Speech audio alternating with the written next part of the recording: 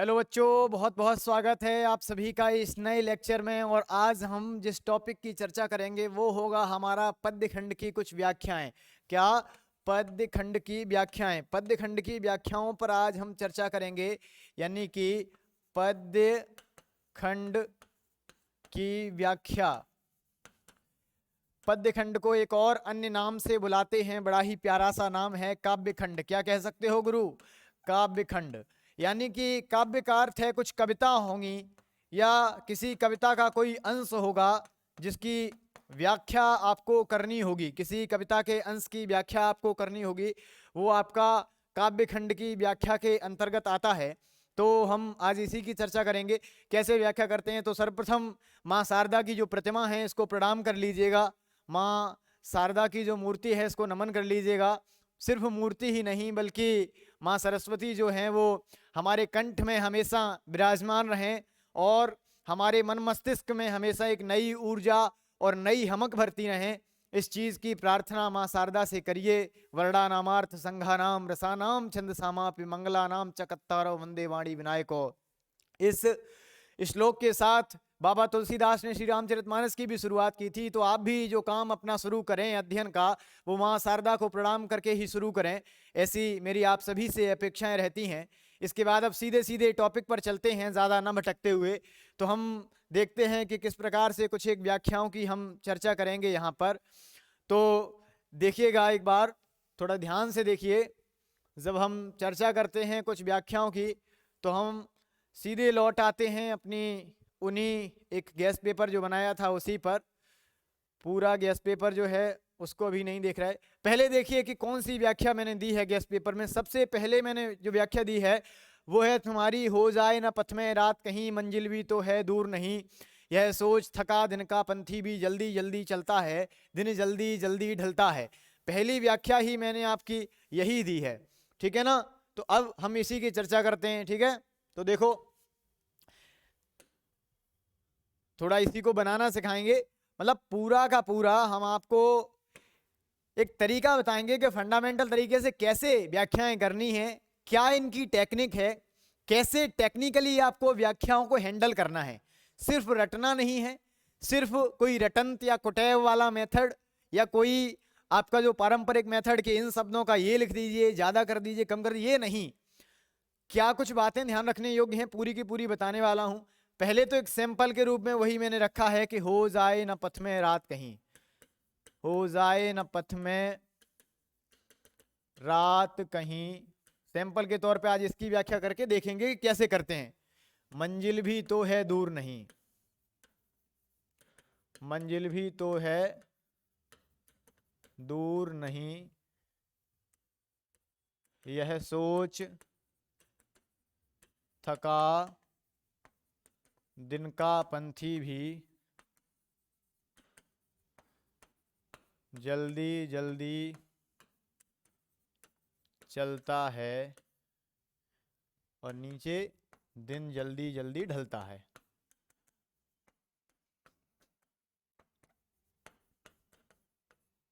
ठीक है। तो संदर्भ प्रसंग सहित व्याख्या करेंगे अपन इसकी। सबसे पहले संदर्भ, फिर प्रसंग, फिर आती है आपकी व्याख्या, और एक और चौथा पॉइंट जिसको लिखना ना भूलिए वो है विशेष। क्या है? विशेष। तो संदर्भ क्या होता है? दरअसल संदर्भ अर्थात कोई चीज कहां से ली गई है, टेक्निकली समझिए कि दरअसल ये चीजें हैं क्या। संदर्भ, इसको अंग्रेजी में कहते हैं रेफरेंस। रेफरेंस अर्थात अगर ये कट कॉपी पेस्ट अगर ये किया गया है तुम्हारा पैराग्राफ, तो ये कहां से किया गया है, कहां से लिया गया है, लिया गया है। प्रसंग का अर्थ है किस बात की चर्चा चल रही है,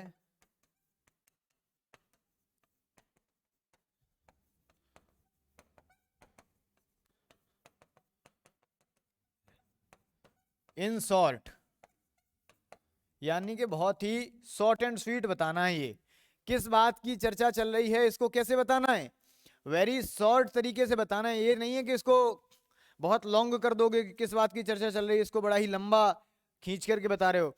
बहुत शॉर्टली बताना है कि जो बात कही गई है, किस बात की चर्चा चल रही है, किस बारे में चर्चा चल रही है, ठीक है।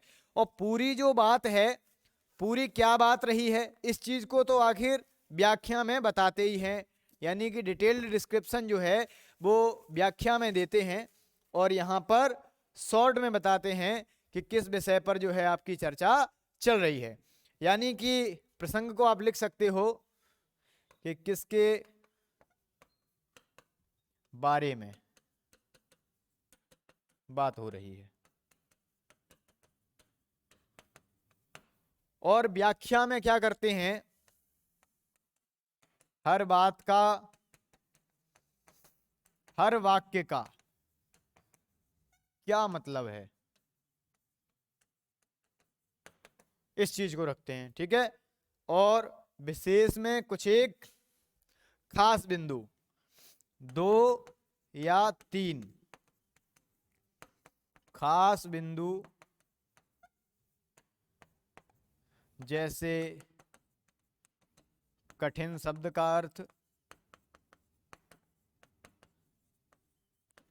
या किसी की तुलना, या फिर क्या लिख सकते हो, या किसी की तुलना, या कौन सा रस, अलंकार या छंद। दूसरा वाला मार्कर ढूंढना है। तो इस चीज की बात करते हैं अपन यहाँ पे, ठीक है। तो अब थोड़ा करके बताते हैं व्याख्या कि कैसे होगी इसकी व्याख्या। जैसे हमने अभी लिया था कि हो जाए ना पथ में रात, कहीं मंजिल भी तो है दूर नहीं है, सोच थका दिन का पंथी भी जल्दी जल्दी चलता है। अब देखो, ध्यान रखने योग्य कुछ बातें जो हैं वो यहाँ पे नोट डाउन कर रहा हूं मैं। ध्यान रखने योग्य बातें, ये कौन सी बातें हैं, इनको नोट कर लो। नंबर 1, आपके जितने भी कवि हैं, जितने भी लेखक हैं आपकी किताब में, जो आपके सिलेबस में हैं अभी, ठीक है, यानी कि जो भी पाठ आपका है उसके लेखक या कवि को याद कर लीजिए। हर पाठ के लेखक और कवि को याद कीजिए, याद करो। दूसरा क्या ध्यान रखना है, लेखक या कवि को याद रख लिया आपने। इसके बाद आपको क्या याद रखना है कि वो पाठ कहाँ से लिया गया।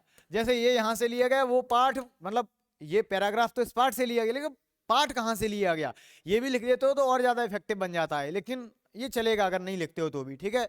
पाठ कहाँ से लिया गया। और इसके अलावा एक और ध्यान रखने योग्य बात क्या है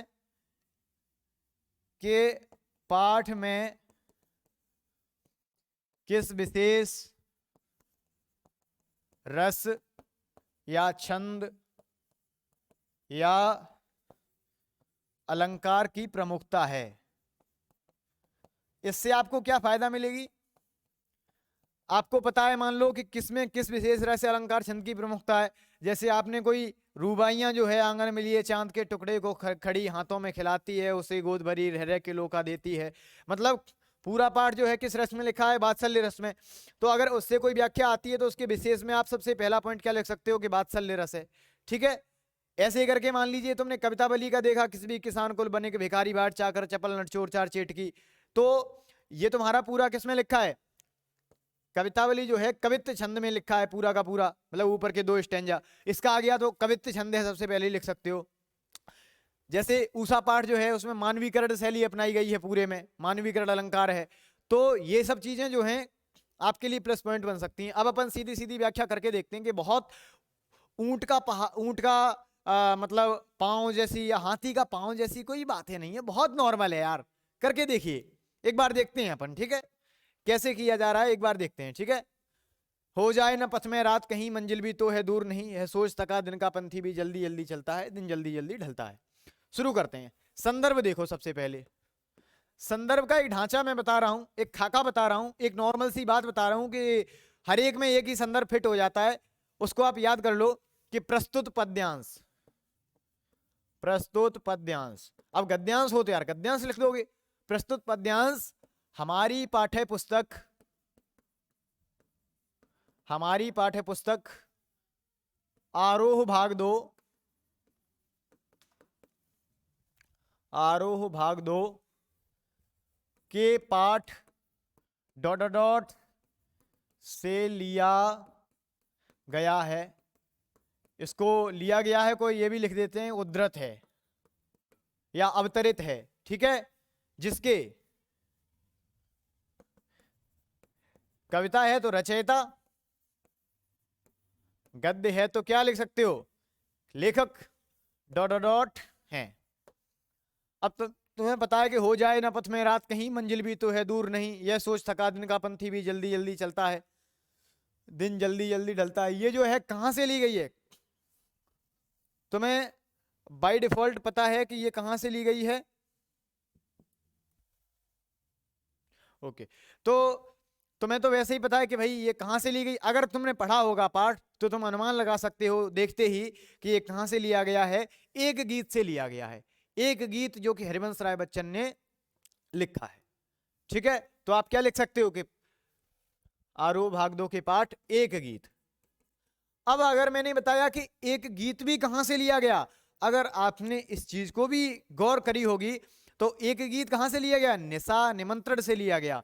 तो आप क्या लिख सकते हो यहां और एक्स्ट्रा थोड़ा लिख सकते हो, एक गीत से लिया गया जो कि निशा निमंत्रण से लिया गया। एक गीत के कोष्टक में लिख दो निशा निमंत्रण से अवतरित से लिया गया, जिसके रचयिता कौन है, हरिवंश राय बच्चन। अब हरिवंश राय बच्चन जो हैं तुम्हारे भतीजे नहीं है, इसलिए हरिवंश राय बच्चन के सामने जी लगा दोगे, हरिवंश राय बच्चन जी हैं, ठीक है।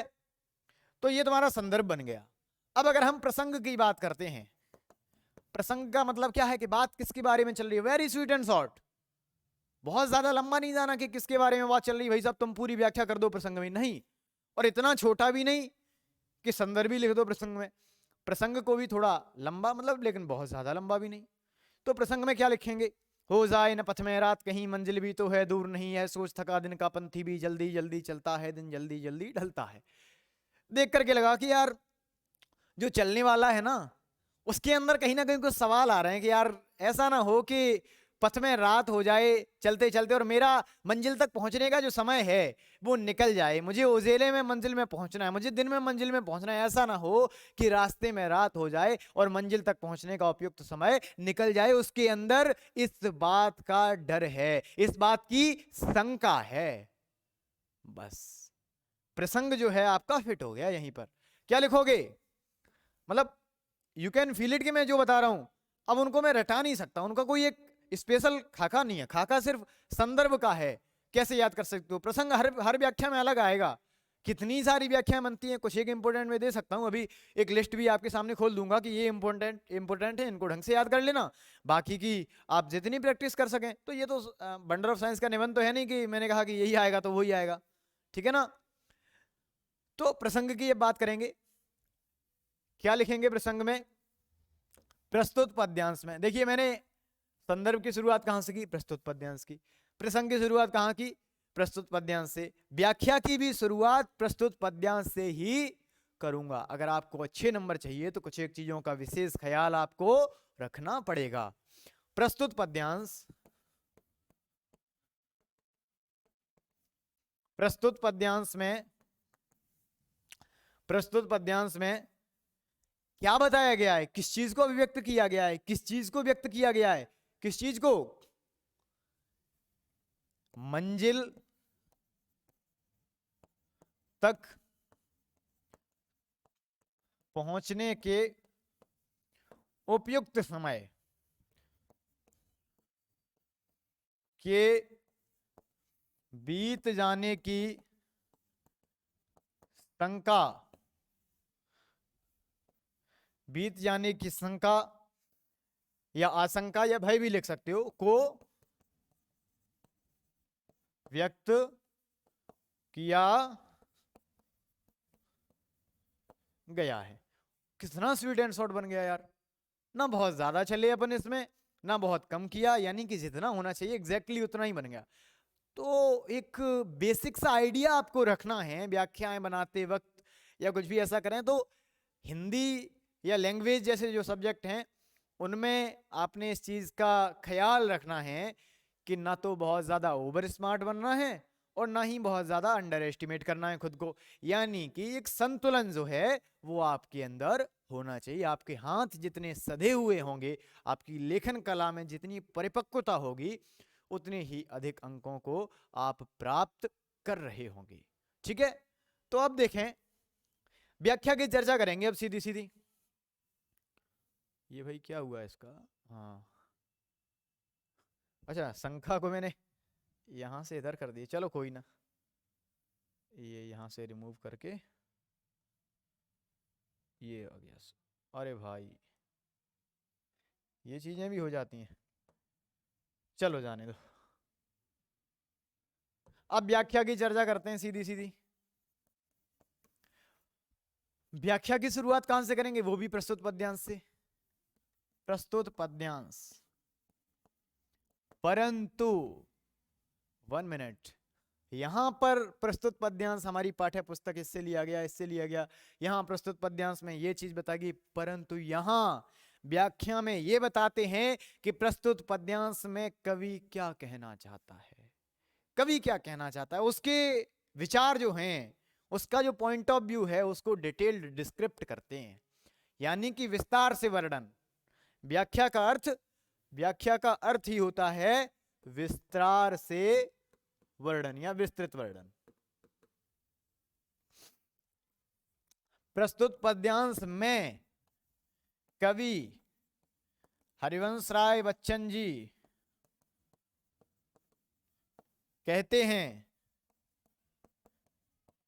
कि बस व्याख्या का फॉर्मेट यहीं से शुरू करिए गुरु। प्रस्तुत पद्यांश में कवि हरिवंश राय बच्चन जी कहते हैं कि, प्रस्तुत पद्यांश में कवि आलोक धनवा कहते हैं कि, प्रस्तुत पद्यांश में कवि शमशेर बहादुर सिंह जी कहते हैं कि, ठीक है, और हाँ जी तो लगा ही लीजिए। या गद्यांश है तो प्रस्तुत गद्यांश में कवित्री महादेवी वर्मा जी कहती हैं कि, प्रस्तुत गद्यांश में कवित्री नहीं, माफ कीजिए, लेखिका महादेवी वर्मा जी कहती हैं कि, प्रस्तुत गद्यांश में लेखक हजारी प्रसाद द्विवेदी जी कहते हैं कि। यानी कि व्याख्या की शुरुआत करते समय लेखक का क्या पॉइंट ऑफ व्यू है, इसकी डिटेल डिस्क्रिप्शन करते हैं, तो उसकी शुरुआत भी कुछ उसी लहजे में होनी चाहिए। ध्यान रखिए इस चीज का, ठीक है। प्रस्तुत पद्यांश में कवि हरिवंश राय बच्चन जी कहते हैं कि, हो जाए न पथ में रात कहीं, मंजिल भी तो है दूर नहीं। यानी कि एक राहगीर जो मंजिल पर बिल्कुल पहुंचने ही वाला होता है, यानी कि थोड़ा सा उसका रास्ता और बाकी रह गया है, उसके मन में एक शंका आ रही है कि कहीं ऐसा ना हो कि हम पहुंचने ही वाले हैं परंतु इतने में रात हो जाए और मंजिल तक पहुंचने का उपयुक्त समय निकल जाए। कहते हैं कि एक राहगीर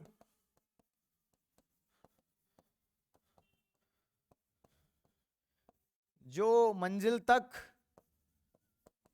पहुंचने, राहगीर जानते हो, राहगीर मतलब यात्रा करने वाला।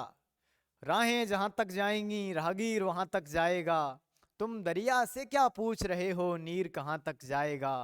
खींच धनु की डोर निशाना साधो अपनी मंजिल पर, बाकी बाद में देखेंगे कि तीर कहां तक जाएगा। तो आपके लक्ष्य का जो तीर है कहां तक जाएगा ये बाद में देखिए यार, इसकी चिंता मत कीजिए, आप कर्म करिए, पूरी शिद्दत से कर्म करिए, पूरी मेहनत से कर्म करिए। फल की औकात नहीं कि जो आपके पास ना आए उसको लुढ़क लुढ़क करके आना पड़ेगा, ठीक है ना। तो जो मंजिल तक पहुंचने ही वाला है, पहुंचने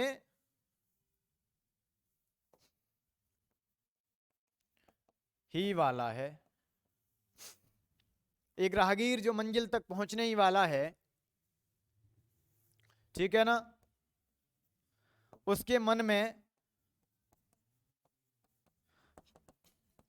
प्रश्न आता है कि कहीं ऐसा न हो कि पथ में रात हो जाए, अर्थात अर्थात अर्थात करके लिखना है, यानी कि इस बात का ये अर्थ है, अर्थात मंजिल तक पहुंचने का उपयुक्त समय निकल न जाए और मेरी मेहनत व्यर्थ ना चली जाए,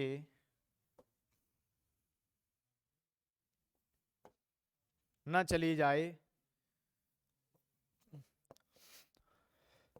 इस आशंका से वह राहगीर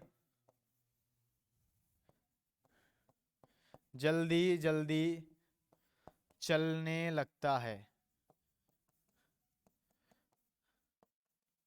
लेकिन कुछ चीजें जिसने अगर गहराई से पढ़ी होंगी उन्हें पता होती है, जैसे दिन का पंथी सूर्य को कहा गया है, यह सोच थका दिन का पंथी भी जल्दी जल्दी चलता है। यह सोच करके, यह सोच जब उसके अंदर आती है तो थका हुआ दिन का पंथी जो सूर्य है वो भी जल्दी जल्दी चलने लगता है। ठीक इसी प्रकार यार आपकी गाइडों में, गूगल पर, इवन चैट जीपीटी क्या है, गूगल का ही एक ट्रांसफॉर्मेशन समझ लीजिए, उसी से उठाता है चीज़ों को, ठीक है। और तुम्हारी गाइड है शिवलाल केशव वगैरह, माफ़ कीजिए नाम नहीं लेना चाहिए, परंतु इनमें कुछ व्याख्याएं गलत दी रहती हैं और आप लोग उन पर भरोसा कर लेते हो। तो ये जो है इसको, मेरा मानना है कि इसको ज़्यादा उचित मानिए, ठीक है। ठीक उसी प्रकार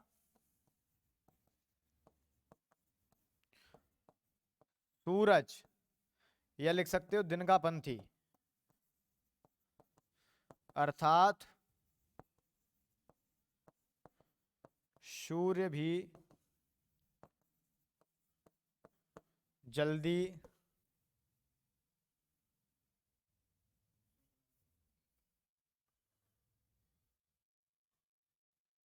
सूर्य भी क्या करता है, जल्दी जल्दी चलता है।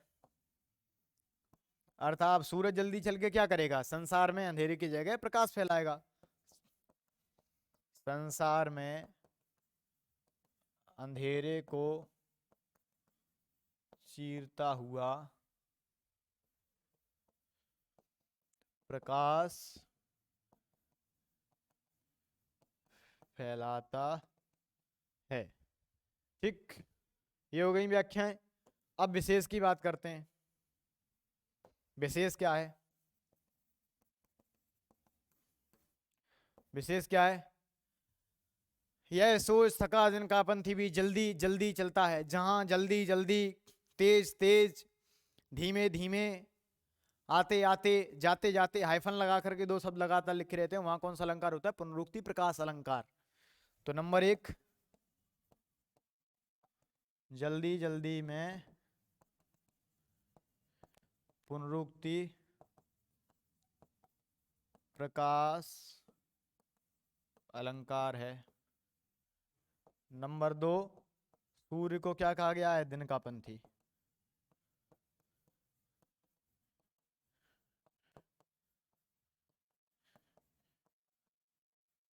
और लिखना चाहो तो एक और लिख सकते हो, शंका नामक संचारी भाव है, 33 संचारी भाव होते हैं, ठीक है ना। लेकिन रस जो होते हैं, रस संचारी भाव, ये तो सब में पाए जाते हैं, काव्य और गद्य दोनों में, लेकिन अलंकार केवल और केवल काव्य में पाए जाते हैं, ठीक है। तो 34वां भी संचारी भाव एक माना गया है, वितर्क को लिख लेना, वितर्क 34वां संचारी भाव, ठीक है। तो ये तुम्हारा हो गया, इसको एक बार स्क्रीनशॉट लो, बता दिया कि कैसे क्या करना है, देखना एक बार, बढ़िया आ रहा होगा आई थिंक। ले लो, थोड़ा जूम कर करके दे देता हूँ, ये संदर्भ का ले लो यहाँ से जल्दी से, उसके बाद संदर्भ और प्रसंग का ले लो, ठीक है। अब व्याख्या का ले लो,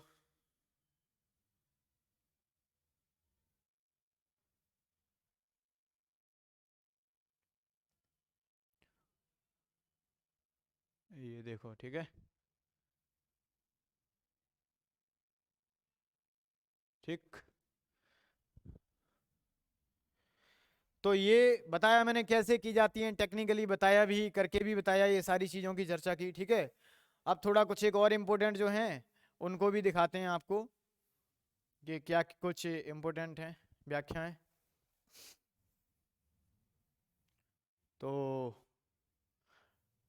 हैव अ लुक, तो ये देखते हैं।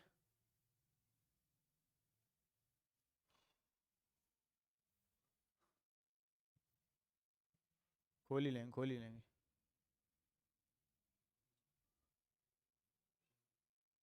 हाँ, तो ये देखो, ये तो पहला यही था। जन्म से ही वे अपने साथ लाते हैं कपास, पृथ्वी घूमती हुई आती है उनके बेचैन पैरों के पास। इसकी भी कर लेना। कहाँ से ली गई है? पतंग, जिसके रचनाकार हैं आलोक धनवा। कविता एक खेल है बच्चों के बहाने, ये कहाँ से ली गई? कविता के बहाने से। ठीक है, कुंवर नारायण ने लिखा है। जोर जबरदस्ती बात घूमने लगी, उसकी चूड़ी मर गई, ये कर लेना। ये सारी इंपॉर्टेंट हैं, ठीक है। इनको कर लेना, याद कर लेना अलग अलग जगह से। अगर आप पहले तो कोशिश करना, बनाओ, बना करके चाहो तो मुझसे कांटेक्ट कर सकते हो, मुझे भेज सकते हो कि कैसी बनी है, मैं उसको बताऊंगा कि क्या कमी है आपकी। अन्यथा की स्थिति में कहीं और से भी तैयार कर सकते हो, लेकिन मैंने जो बताया उस तरीके से बनाने की कोशिश कीजिए, तो you can get better results. Okay, so thank you so much. कैसा लगा लेक्चर, कमेंट में ज़रूर बताइए। Thank you so much.